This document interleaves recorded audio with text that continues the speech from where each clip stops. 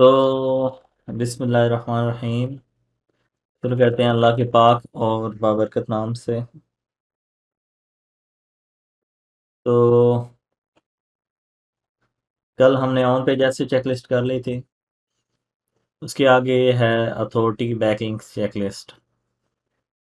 तो जैसे कि आपने वो प्रोसेस सारा लाइव देखा है कि हम जब भी कोई न्यू वेबसाइट होती है सबसे पहले उसके सोशल मीडिया पेजेस बनाते हैं, फिर प्रोफाइल्स बनाते हैं, उसके बाद कुछ और प्रोफाइल्स बनाते हैं, उसके बाद डायरेक्टरी सबमिशन करते हैं, सोशल सिग्नल्स भी ले लेते हैं, उसके बाद सोशल बुक मार्किंग जहाँ पे हो सकती है वो करते हैं। उसके बाद वीडियो अभी तक रहती है, इमेज बैकलिंक सिर्फ फ्लिकर से ही आते हैं। अच्छा, उसके बाद ये स्पॉन्सर बैकलिंक्स हैं जहाँ से आप कर सकते हैं परचेज। ये इतने ख़ास नहीं होते, वैसे मैं रेकमेंड करूँगा कि आप गैस पोस्ट परचेज कर लें। इन पे पैसे ज़ाया करने वाली बात है।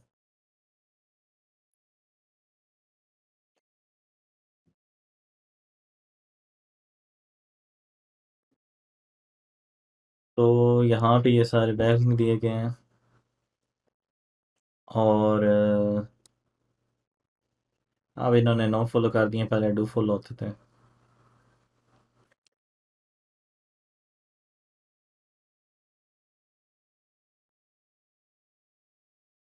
पीडीएफ बैकलिंक्स बेकार होते हैं, आपने टाइम वेस्ट नहीं करना।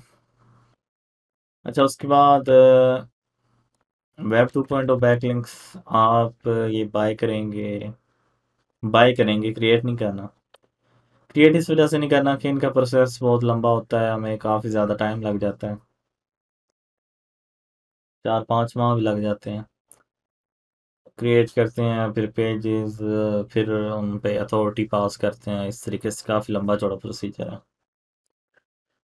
तो बेहतर यही है कि आप $10-20 इस्तेमाल करके यहाँ से परचेज़ कर लें।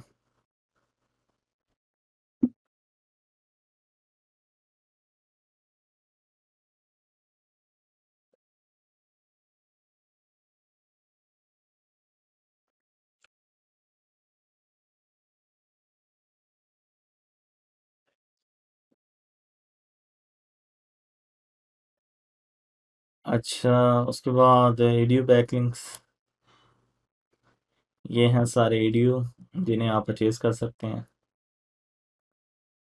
तो ये भी कर लें, आप डोमेन के लिए कीजिएगा, होम पेज के लिए। अच्छा, उसके बाद टॉर्रेंट बैकलिंक्स बेकार। फोरम बैकलिंक्स जो एक दो दिखाए हैं वो काफ़ी हैं, विकिपीडिया बना सकते हैं।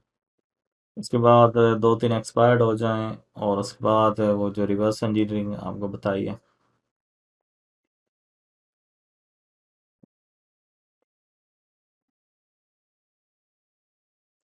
उसके लेवल ज़्यादा इस वजह से।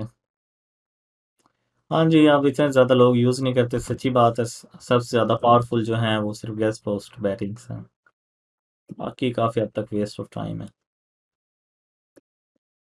ये ऑलरेडी ग्रुप में पोस्टेड है। अच्छा, उसके बाद एंकर टेक्स्ट और ऑप्टिमाइज्ड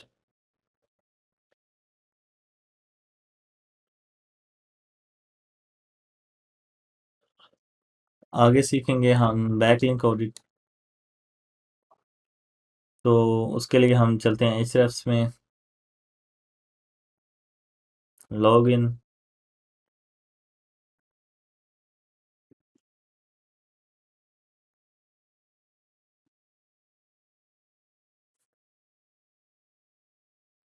एचरेफ्स,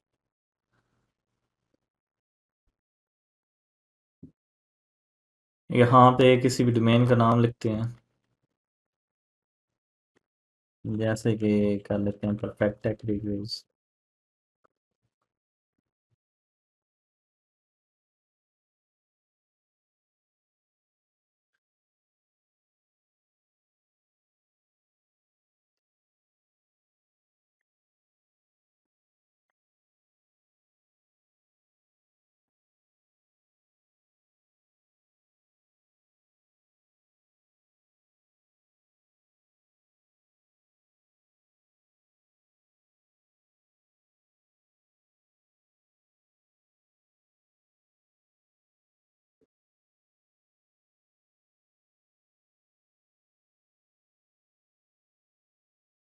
अच्छा, तो बेसिकली हमने एक डिसअवाउ फाइल क्रिएट करनी होती है।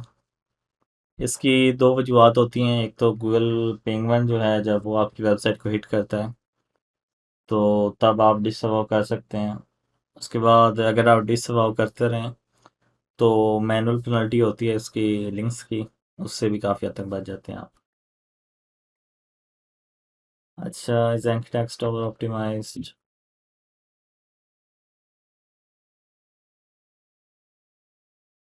यहाँ से ओपन करेंगे एंकर। तो एग्जैक्ट मैच जो है वो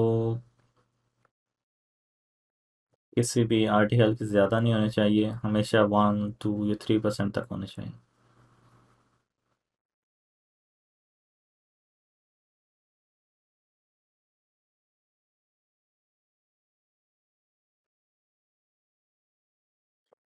तो ये देखें, यहाँ पे 6 एग्जैक्ट मैच आ रहे हैं और ये 6 के 6 गेस्ट पोस्ट हैं। अब मैं आपको इसका इम्पैक्ट दिखाऊंगा। इनका इम्पैक्ट क्या होता है एग्जैक्ट का।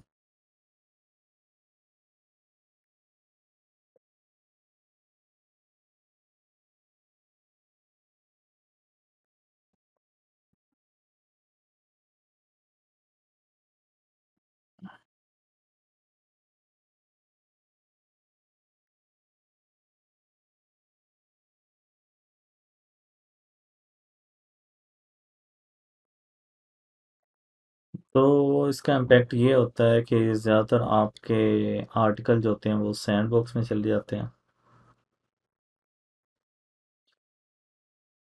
तो इस वजह से इसे ज़्यादा एग्जैक्ट मैच नहीं होने चाहिए एक आर्टिकल के।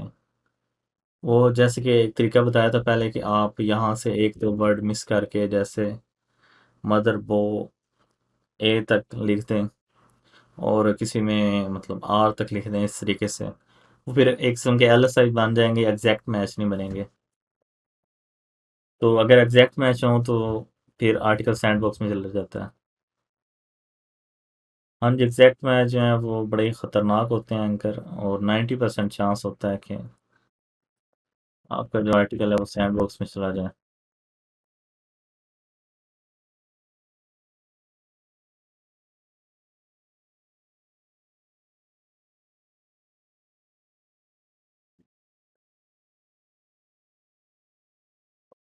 जैसे ही आप लेते हैं लगभग 1 2 घंटे बाद फ़ौरन ही डी इंडेक्स हो जाता है, ज़्यादातर वेब आर्टिकल के साथ ये होता है। तो बड़ा ख़तरनाक होता है ये एग्जैक्ट मैच, और आपकी सारी मेहनत को ज़ाया कर सकता है। बड़ी वेबसाइट जो होती हैं वो बच जाती हैं जिनकी डोमेन अथॉरिटी काफ़ी ज़्यादा हो, लेकिन छोटी जो होती हैं वो पकड़ी जाती हैं।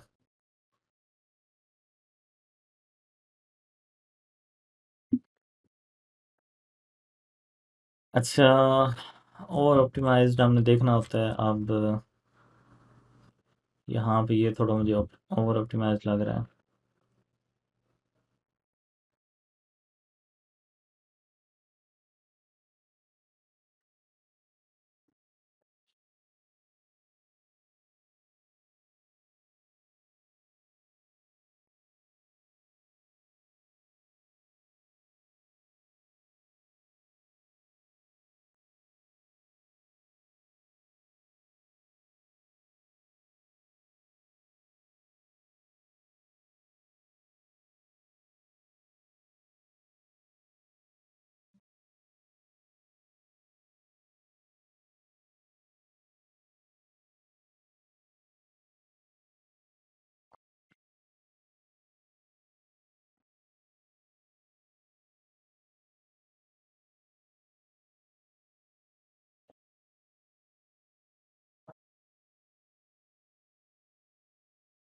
वैसे उसके अलावा अगर इसको चेक करें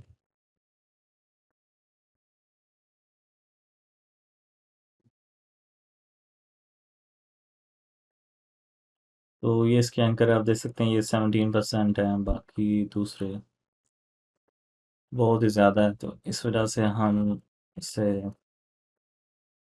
फेल कर सकते हैं। और जितने भी ये बैकलिंक्स हैं इन्हें यहाँ से एक्सपोर्ट करके डिसअवाउ में ऐड कर सकते हैं। असल में एक और चीज़ इसका कमीशन रेट होता है 2.5%। एक चीज़ होती है डिवर्सिफाई करना। अगर आपसे गलती से बन जाए बैकलिंक, सैंडबॉक्स में चली जाए, तो उसका एक हल ये भी हो सकता है कि आप जो दूसरे बैकलिंक होते हैं LSI एंकर टेक्स्ट वाले, वो काफ़ी ज़्यादा बनाएं। इससे फ़ायदा ये होगा कि वो डिवर्सिफाई हो जाएगा, मतलब डिवाइड हो जाएंगे। अगर ज़्यादा बैकलिंक होंगे तो ऑटोमेटिकली आपकी परसेंटेज कम हो जाएगी। अब स्पाम स्कोर के साथ भी यही होता है कि अगर आप क्वालिटी पे काफ़ी ज़्यादा बैकलिंक बनाएं तो आपका स्पाम स्कोर ऑटोमेटिकली डिक्रीज़ हो जाता है, क्योंकि आपका जो स्पाम स्कोर होता है वो बेसिकली जितने भी टोटल बैकलिंक्स होते हैं उनकी बेस के ऊपर होता है। तो अगर आपका स्पाम स्कोर काफ़ी ज़्यादा हो तो आप जब न्यू बैकलिंक लेंगे तो वो काफ़ी हद तक कम हो जाएगा।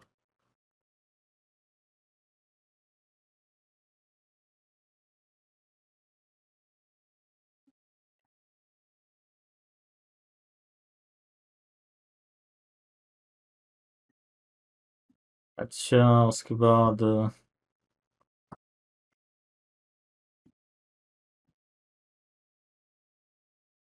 डाउनलोड हो गए।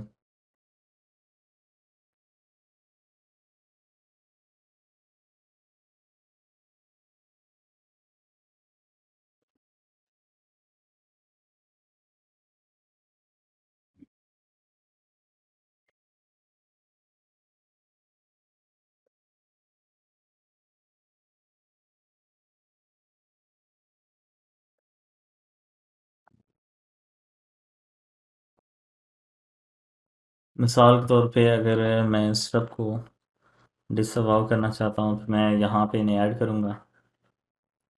वैसे डिसअवाउ तो नहीं करना चाहिए। आप अगर इनमें से कोई लो क्वालिटी हो, जैसे कि ये मस्टर है, इससे कर सकते हैं। फिलहाल ये थोड़ा सा इसे कर सकते हैं। तो उसके बाद हमने करना ये होता है कि इनके स्टार्ट में डोमेन लिख के इक्वल टू लिखना होता है। इससे ये मुराद होता है कि जितने बैकलिंक आ रहे हैं इस वेबसाइट से वो सारे के सारे डिसअवाउ हो जाएं। उसके अलावा अगर आप मल्टीपल बैकलिंक्स ले रहे हैं किसी डोमेन से मल्टीपल आर्टिकल्स के लिए, तो फिर उसका हाल ये होगा कि आप फिर पूरी डोमेन को नहीं, सिर्फ यूआरएल जो होंगे उन्हें डिसअवाउ करेंगे। यहाँ से बैकलिंक ओपन करते हैं।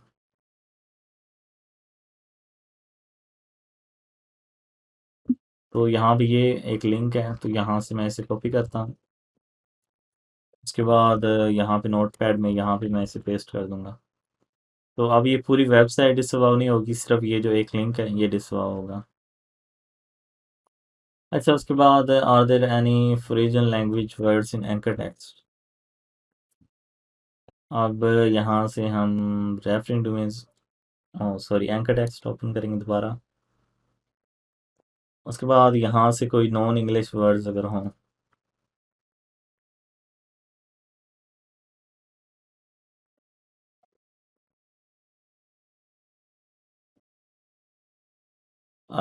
टैक्स का, ये टैक्स पाए का अगर अकाउंट डिलीट कर दें तो फिर शायद कुछ ना कुछ हो जाए। अच्छा, यहाँ पे आप नॉन इंग्लिश देखें, वो मैं आपको बताऊंगा। आपने एक दफ़ा तो नोटपैड में लिखना है लिंक्स जो होंगे। वो असल में मैटर नहीं करते हैं, क्योंकि वो गूगल की साइट पे नज़र नहीं आ रहे, सिर्फ फेस रेफ्स में नज़र आ रहे हैं।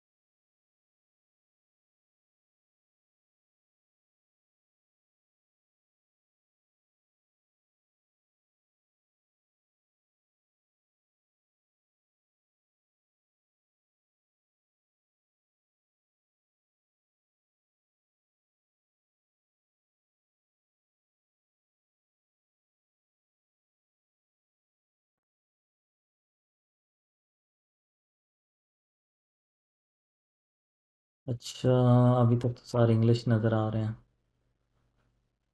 ये एक नज़र आया मुझे।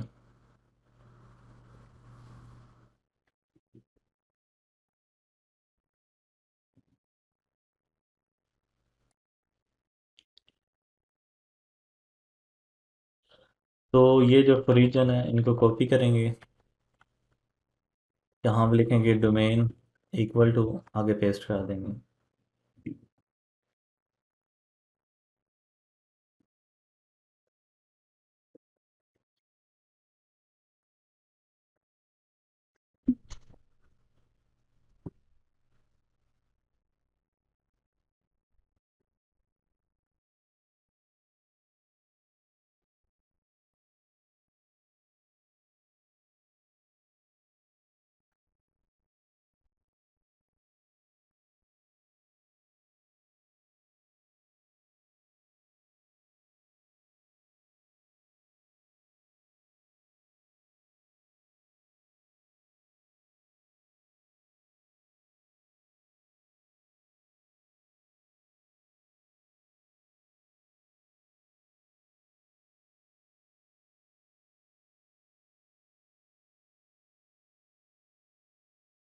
अच्छा, उसके बाद तो इस तरीके से जितने भी रीजन लैंग्वेज डोमेन्स होंगी, मतलब जो इंग्लिश से हट के हैं, मिसाल के तौर पे अगर आपकी वेबसाइट इंग्लिश में नहीं है, किसी और लैंग्वेज में है, तो फिर आपने इनको नहीं करना। लेकिन अगर इंग्लिश में है तो फिर जितने भी रीजन लैंग्वेज होंगे बैकलिंक्स, आपने उन सबको डिसअलाउ में ऐड कर देना है।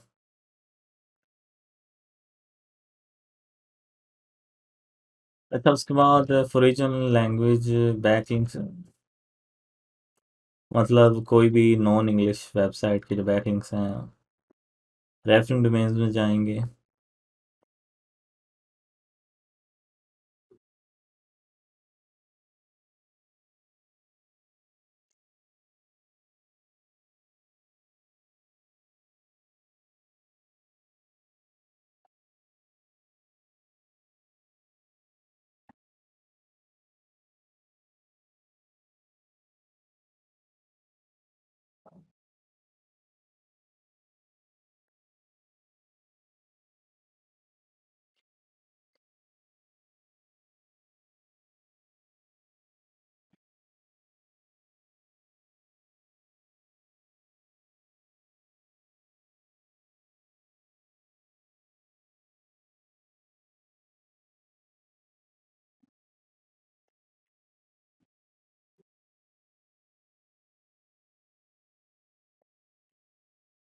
यहाँ से बैकलिंक्स,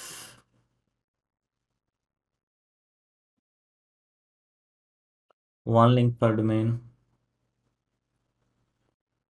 तो यहाँ से आप दे सकते हैं जो जो रीजन है, आप इसे एक्सपोर्ट कर सकते हैं।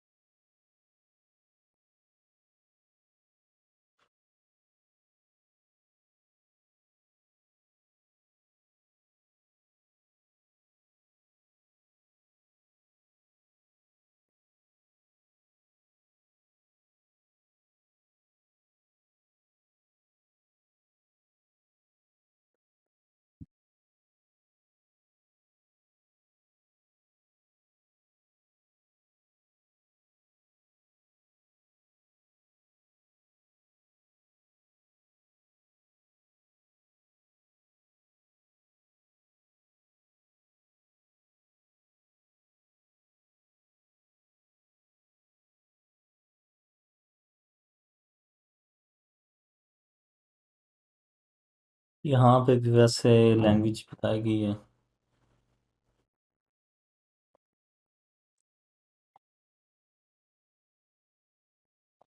तो यहाँ से आपको देखना पड़ेगा, जैसे ये बैकलिंक है।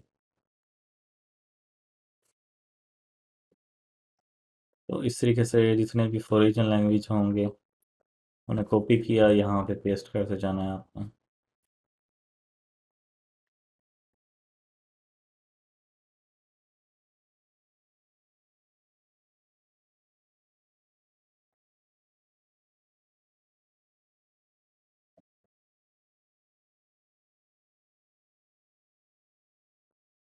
अच्छा, फॉरेन लैंग्वेज भी हो गया। उसके बाद एडल्ट और गैम्बलिंग। एडल्ट से मतलब ये जो गैर इखलाकी वेबसाइट्स होती हैं, उसके बाद जो गैम्बलिंग वेबसाइट्स हैं जहाँ पे जुआ लगता है, वो वाली वेबसाइट्स। तो उसके लिए आप कैसीनो सर्च कर सकते हैं। इसके अलावा जो दूसरे वर्ड्स होते हैं एडल्ट वेबसाइट्स के लिए, वो आप फाइंड कर सकते हैं। टाइटल से ही पता चल जाएगा आपको। तो वो यहाँ पे नहीं है।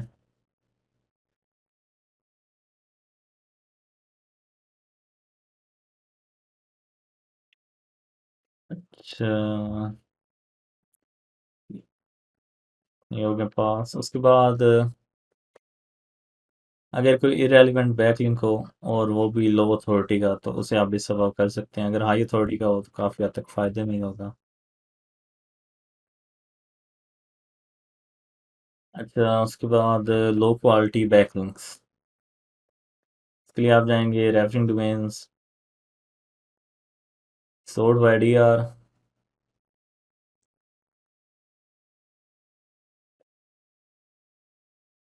All, export.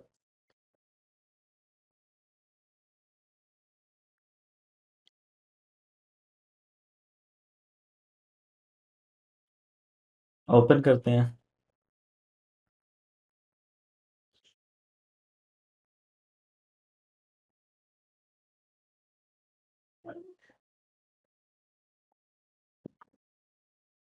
अच्छा, नीचे जाएं। वैसे ज़्यादातर जो 5 से कम होते हैं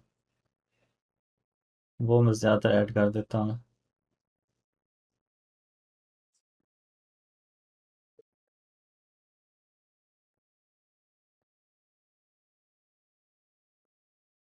अब देख सकते हैं टोटल 900 डोमेन्स हैं जो लो क्वालिटी हैं।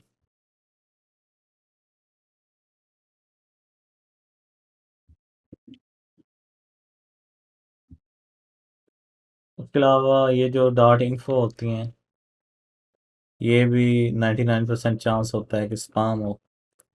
आप मैन्युअली ओपन करके देख लेंगे तो स्पाम ही है। उसके बाद डॉट टी के भी स्पाम हो सकती है। डॉट डी, अब ये फॉरेन लैंग्वेज है पता चल रहा है। डी होती है डच की। उसके बाद यहाँ पे दोबारा इन्फो। एक्स वाई जी तो आपने रखनी नहीं है।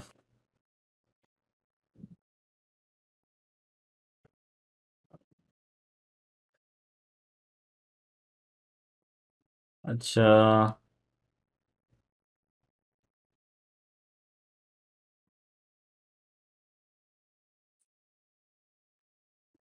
डॉट आर एस, ये भी तुर्किश या पता नहीं रशियन लग रही है मुझे।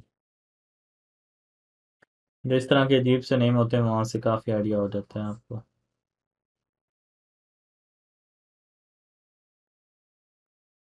ये जो डॉट एन एल है ये नीदरलैंड की है।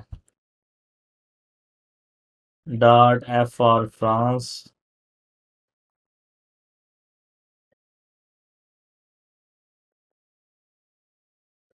Dot I N India.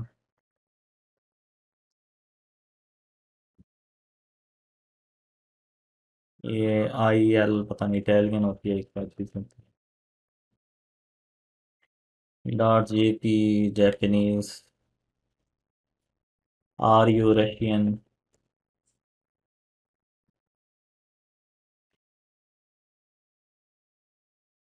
Dot J P, ये थोड़ा सा अजीब लग रहा है।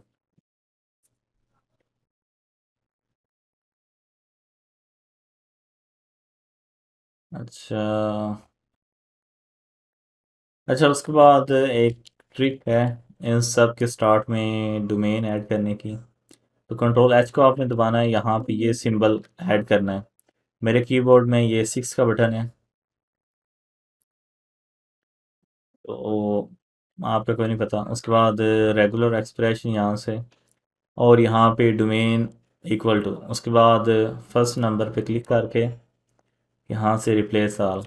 तो आप देखेंगे कि सब जो हैं उनके स्टार्ट में डोमेन इक्वल टू लग जाएगा। अगर आपने एंड में ऐड करना हो तो डॉलर उसके लिए यूज़ करते हैं, वो वैसे बता दूँ आपको। ये देखें एंड पे ऐड हो गया, लेकिन हमें एंड पे चाहिए नहीं। तो ये हमारी डिश काफ़ी हद तक रेडी हो गई है।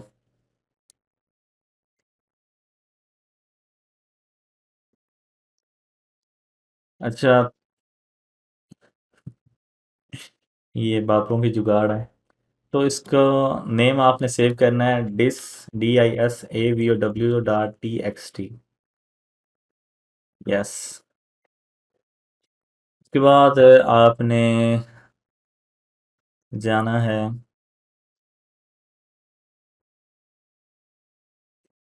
गूगल डिसअवाउ टूल पे।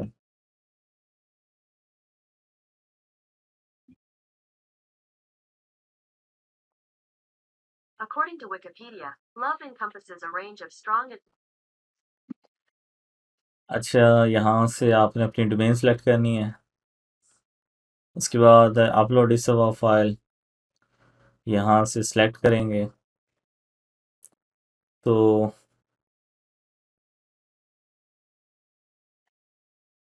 अपलोड हो रही है, सबमिट हो गई है।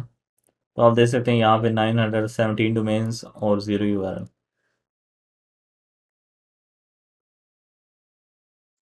तो हमें इसकी ज़रूरत नहीं है, इस वजह से रिमूव कर दिया है। तो उम्मीद है आपको इस कंसेप्ट की समझ आ गई होगी। डिसअवाउ की समझ आ गई है ना सबको?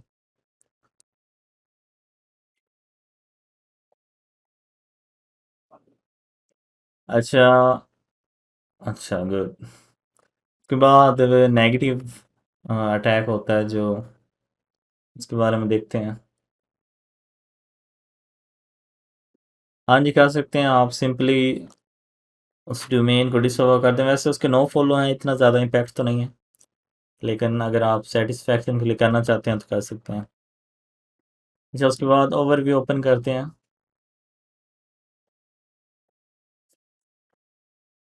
और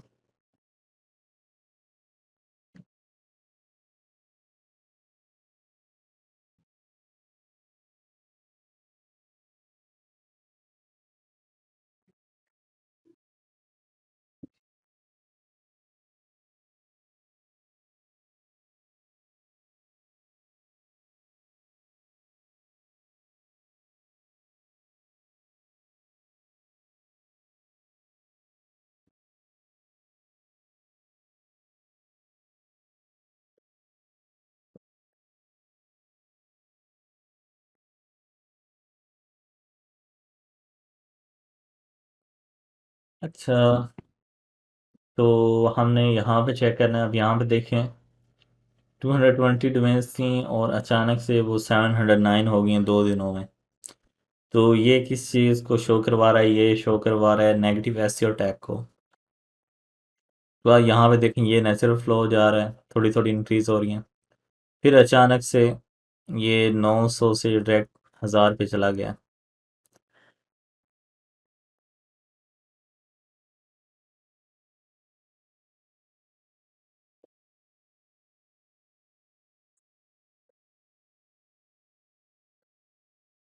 तो इस टाइम को आप नोट कर सकते हैं, और इस टाइम में जितनी भी डोमेन्स हों वो आप रेफरिंग डोमेन से देख सकते हैं। उसके बाद आपने एनालाइज करके अगर वो स्पाम ही हुई, यहाँ से आप टाइम वगैरह सेट करेंगे मैनुअली। थोड़ा सा इन्होंने चेंज कर दिया है हिसाब का।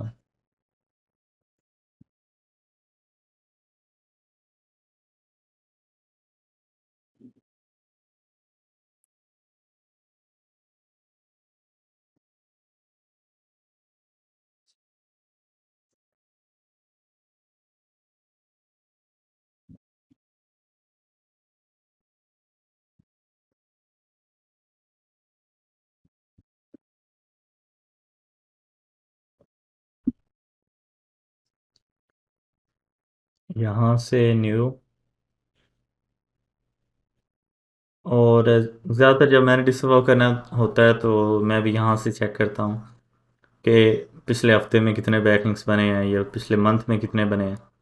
तो उससे बंदे को आइडिया हो जाता है कि कितनी न्यू स्पाम डोमेन्स आएंगे, फिर बंदा उनको आसानी से डिसअवॉव कर सकता है। यहाँ से सॉर्ट बाय डी आर करके, तो जितनी भी न्यू डोमेन्स हों उन्हें आप एक्सपोर्ट करके, तो जो वो आपको मेथड बताया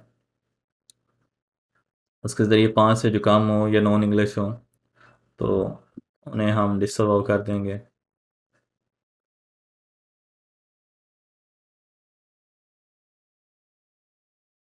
अच्छा, उसके बाद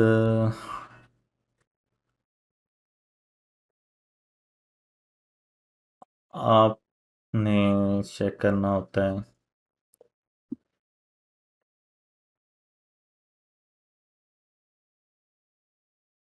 बेस्ट बाय लिंक्स।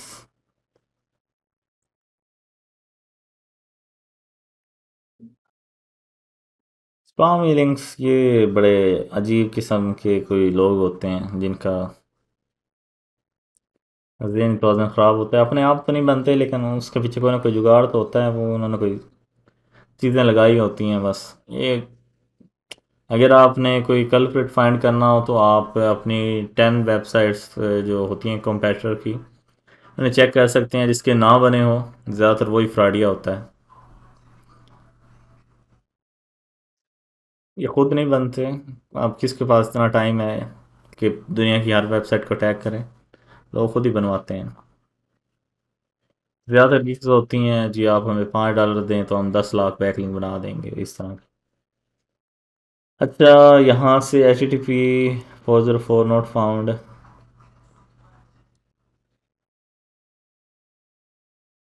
तो यहाँ भी ये बैकलिंक ये पेज आ रहा है जिसको ज़ीरो लिंक्स हैं।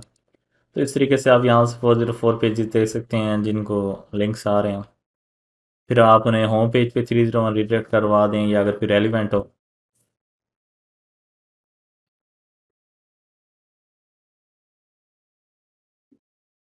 हाँ जी, ये बड़ा अजाब है। एसईओ का जो सबसे बड़ा नेगेटिव पॉइंट है ना, वो यही चीज़ है।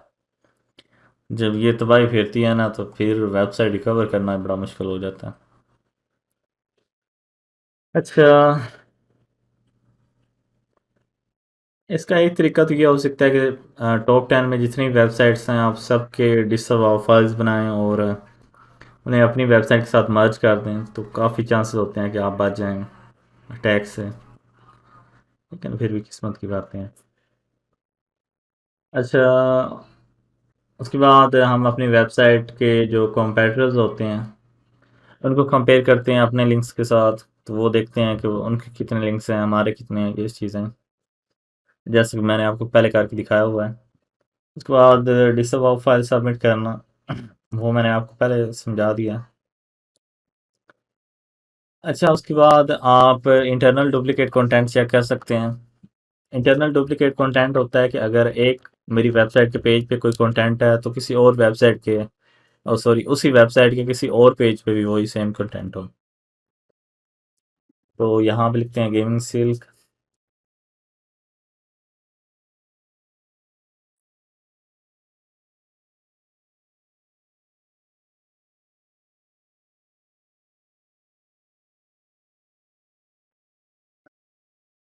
तो यहाँ पे बता रहा है कि हमारी जो वेबसाइट है उस पर 11% डुप्लीकेट कंटेंट है।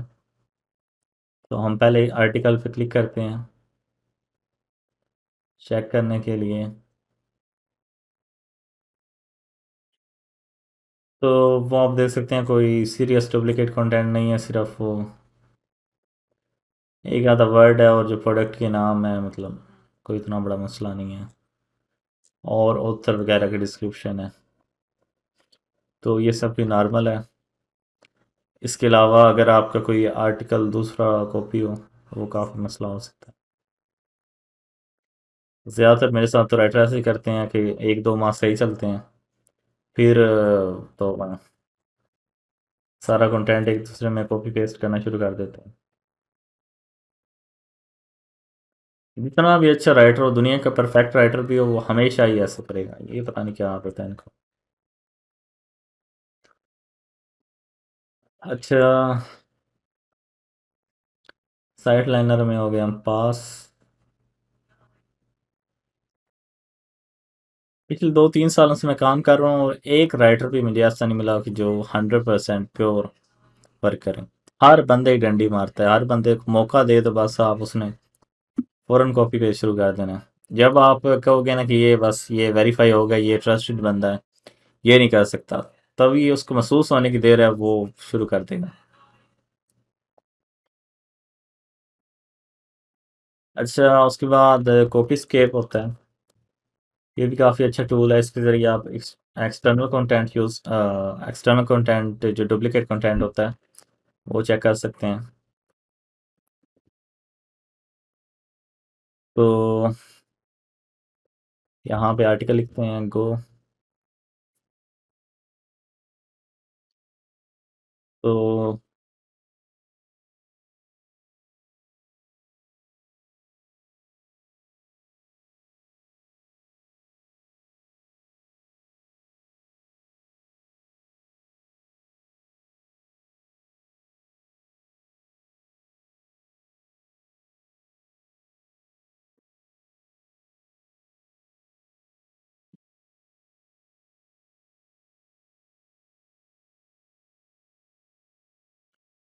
कुछ भी नहीं कर सकते, बस अल्लाह हिदायत है, उनको यही कह सकते हैं।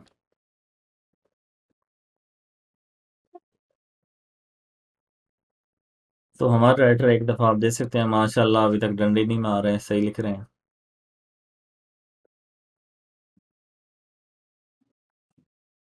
कॉपी स्केप काफ़ी ज़्यादा पावरफुल होता है। इसमें अगर कोई बंदा रीयूज़ भी करे, रीराइट भी करे, तो वहाँ से भी वो पकड़ा जाता है।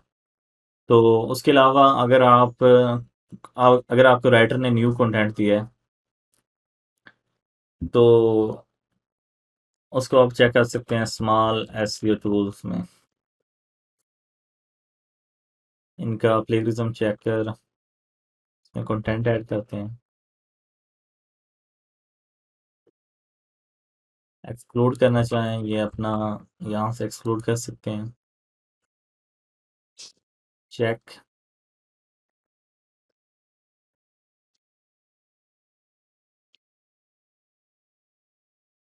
तो यहाँ पे चेक हो रहा है।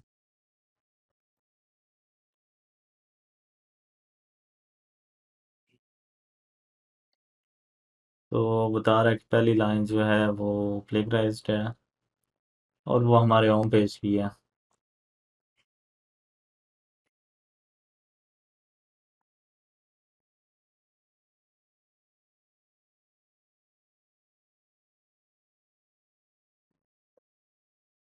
तो यहाँ पे आप अपना सारा आर्टिकल एंटर करेंगे, चेक करेंगे तो बता देगा कहाँ से कॉपी हुआ।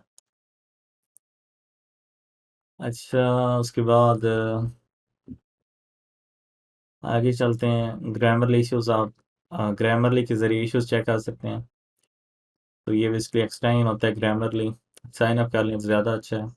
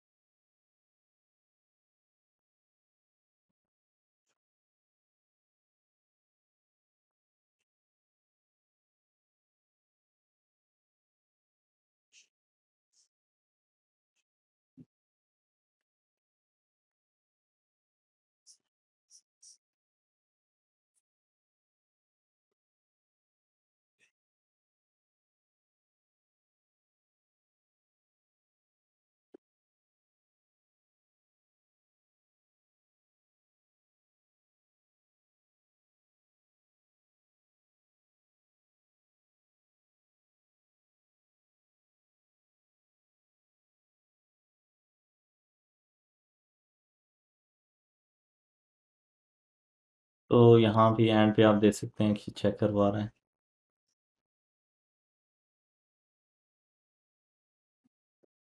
और ये सारे एडवांस्ड हैं, प्रीमियम, फ्री ठीक हो गए सारे।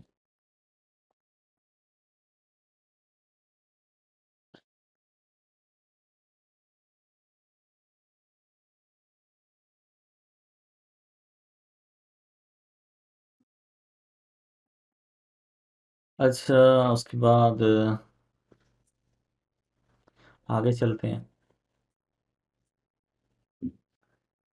अगर आपके पास कोई अच्छा राइटर है तो आप उसे प्रूफ रीडिंग के लिए रख लें।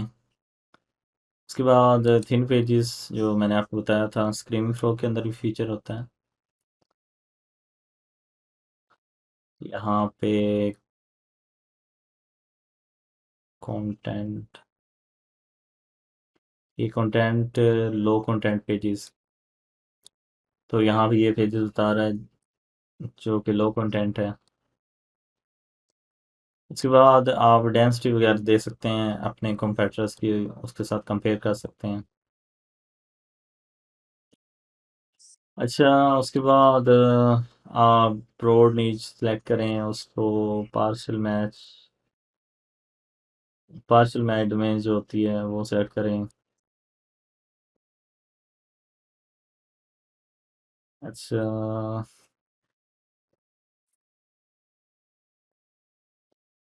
वीक कीवर्ड्स, प्रोज कॉन्स और ये सारी चीज़ें। अच्छा, उसके बाद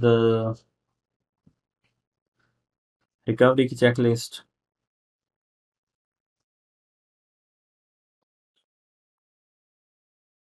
तो जब भी कोई न्यू पेनल्टी वगैरह आए, सॉरी अपडेट वगैरह आए, तो आप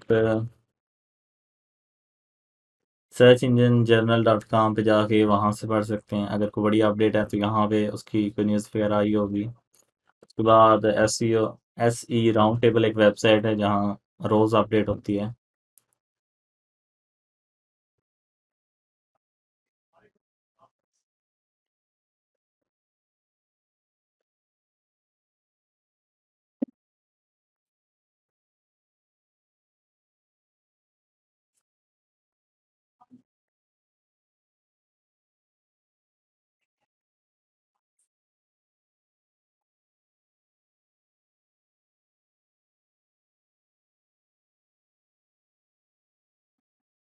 तो आपने न्यूज़ वगैरह पढ़ लेनी है। उसके अलावा नील पटेल का भी है, वो भी देख सकते हैं।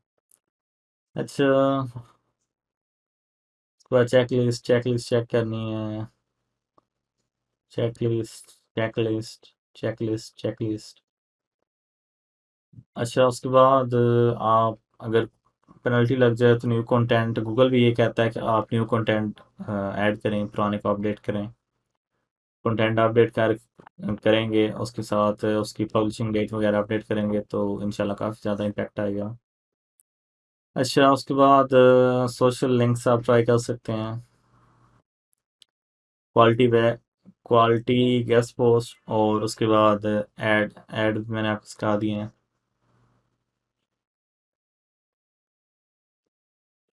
हाँ, वो सारा इंशाल्लाह आगे जाके सिखाऊंगा। तो यहाँ पे हमारी शीट मुकम्मल हो जाती है टेक्निकल एसईओ की। तो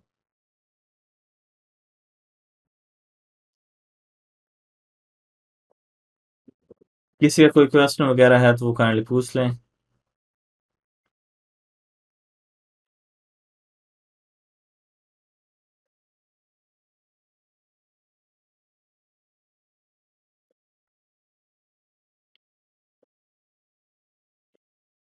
हेलो, कोई है?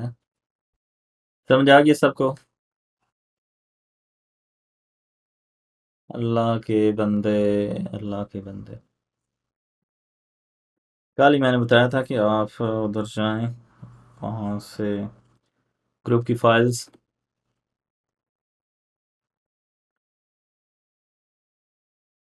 आपने ग्रुप में जाना है, वहाँ से फाइल्स,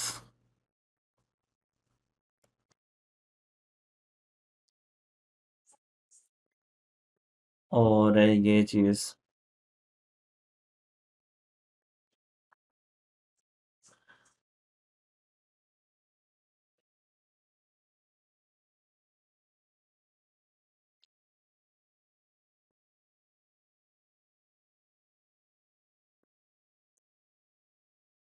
वैसे ऑफिशियली तौर पे तो 15 ख़त्म हो जाएगा, लेकिन बाद में भी इंशाल्लाह मैं कोशिश करूँगा कोई न्यू चीज़ें अगर कोई सिखाने वाली हुई तो कोई लेक्चर वगैरह शायद करता रहूँ साथ साथ।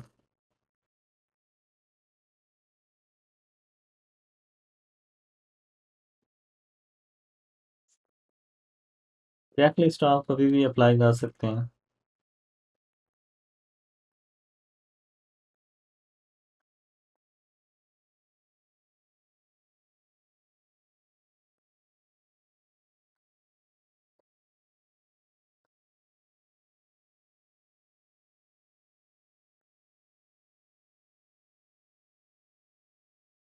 अच्छा, उसके अलावा कोई और चीज़ें हैं वो मैं आपको क्लियर करवा दूँ। एक होता है क्रॉल बजट।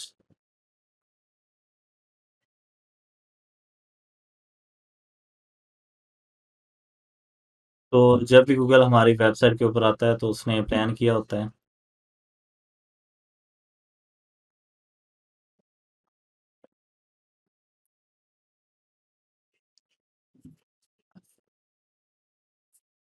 तो उसने एक बजट बनाया होता है कि मैंने इतने पेजेस को क्रॉल करना है। तो जब हम अननेसेसरी पेजेस बनाते जाते हैं थोड़े बहुत कंटेंट के साथ, तो काफ़ी ज़्यादा मसला बन जाता है।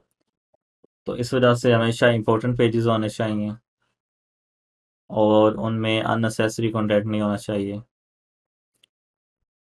थिन पेजेस नहीं होने चाहिए, ताकि गूगल जब भी आए तो वो क्वालिटी पेजेस जो हैं उन्हें लोड करें और हमारी वेबसाइट रैंक हो। इसके अलावा स्ट्रक्चर जो मैंने आपको बताया था कैटेगरी वाइज हो, काफ़ी ठीक रहता है। ऑर्फन पेजेस नहीं होने चाहिए। ऑर्फन पेजेस उन्हें कहते हैं जिन पेजेस को कोई भी इंटरनल लिंक ना मिल रहा हो।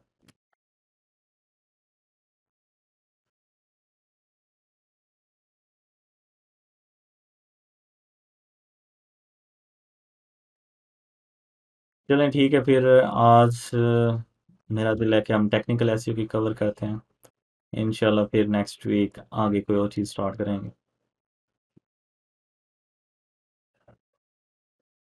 एक्सपायर्ड डोमेन्स मेरे ख्याल से 3 हैं अभी तक। एक चीज़ मैंने की थी कि उन एक्सपायर्ड डोमेन्स को चेंज करके मैंने 302 कर दिया था एज एन एक्सपेरिमेंट।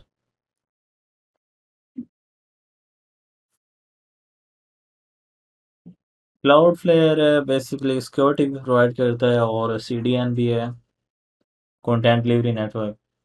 तो बेसिकली ये इस चीज़ कहते हैं सीडीएन के इनका जो सर्वर्स होते हैं वो हर कंट्री में होते हैं। पाकिस्तान में भी मेरे ख्याल से लाहौर और इस्लामाबाद में है। तो इन्होंने हर कंट्री में अपना एक सर्वर रखा होता है। जब कोई बंदा किसी वेबसाइट को विज़िट करता है तो फिर वो जो उसके क्लोजेस्ट सर्वर होता है वहाँ से वो लोड हो जाती है। तो जब भी हमारी वेबसाइट के ऊपर कोई अपडेट होती है तो वो मेन सर्वर जो यूएस का होता है वहाँ से डाटा लेके अपने सब सर्वरों में फैला देते हैं। और रही बात रुस्तम इकबाल की स्ट्रेटजी की, तो उसकी स्ट्रेटजी यही है कि अपने लिंक इस्तेमाल करें, टीचर्स फाइंड करें, फिर टीचर्स को थोड़ा बहुत ट्रेन करें और फिर उनसे आर्टिकल राइटिंग करवाएं। मैंने भी लगभग एक आधा राइटर ट्रेन किया है अरसलान के साथ मिलके, और कुछ और भी कर रहे हैं। इंशाल्लाह हम टीचर्स के साथ कांटेक्ट में हैं। आप भी कोशिश करें कि अगर आपको बेहतरीन राइटर चाहिए हो तो अगर आपके कोई कांटेक्ट में कोई ऐसे टीचर हों जो जिन्होंने इंग्लिश में उनकी काफ़ी अच्छी क्वालिफिकेशन हो, आप उनको थोड़ा बहुत ट्रेन करें, गाइड करें कि किस तरीके से लिखते हैं। तो आराम से कौन से आप 25-30 हज़ार दे के तो अच्छा भला राइटर बना सकते हैं।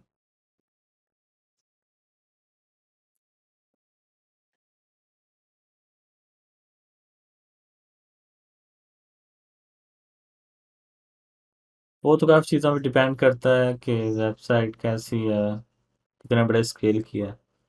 अगर बड़ी वेबसाइट है तो 40-50 हज़ार भी कर सकते हैं। अगर छोटी वेबसाइट है तो मिनिमम 20 से 30 हज़ार।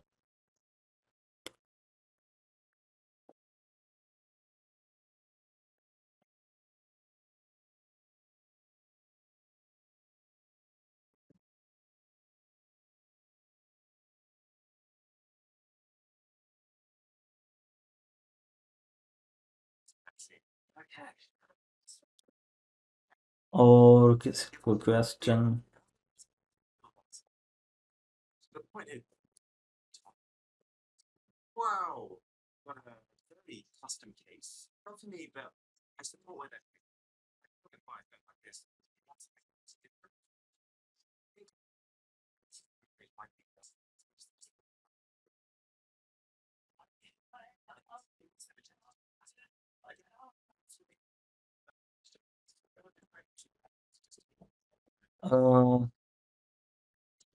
मैंने साइड ग्राउंड पे ट्रांसफ़र करना है, उसके बाद उनका ऑप्शन होता है क्लाउडफ्लेयर का। काफ़ी हद तक अच्छी चीज़ है, यूज़ करनी चाहिए।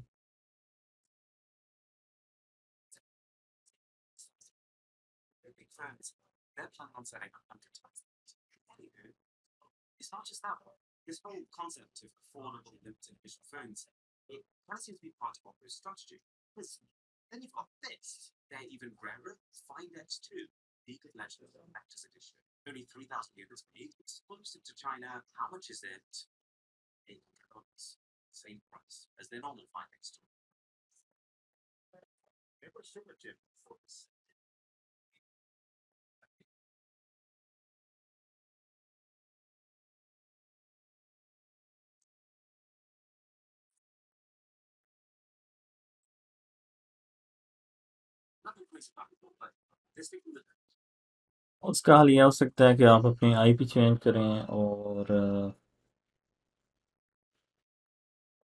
कोई मोबाइल वगैरह यूज़ कर लें। दो चीज़ों के देखते हैं, आईपी और मैक एड्रेस।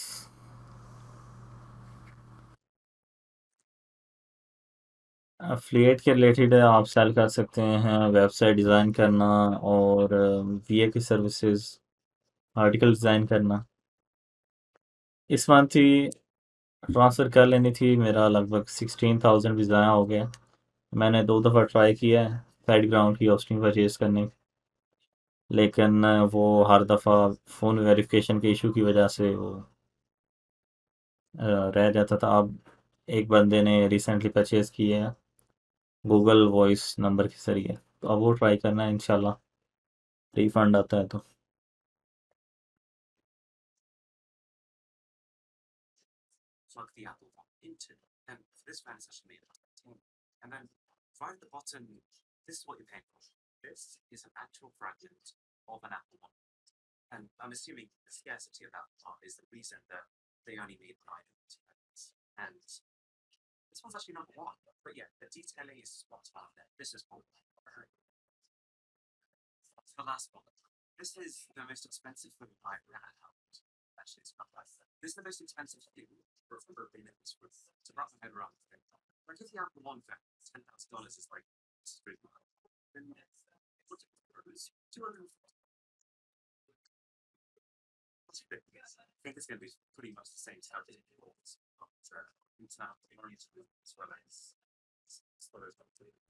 WPX अगर कंपेयर की जाए तो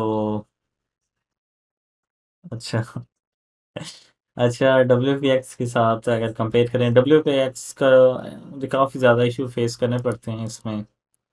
कभी कोई चीज़ डाउन हो जाती है, कभी कोई चीज़ डाउन हो जाती है। दूसरा ये कि ये महंगी बहुत ज़्यादा है। मतलब अगर आप 8,000 पे करें तो आप पूरा साल आराम से फ़ोन से गुजार सकते हैं। टीम पे वर्क स्टार्ट हो गया है और इंशाल्लाह अवेलेबल होगी नेक्स्ट वीक।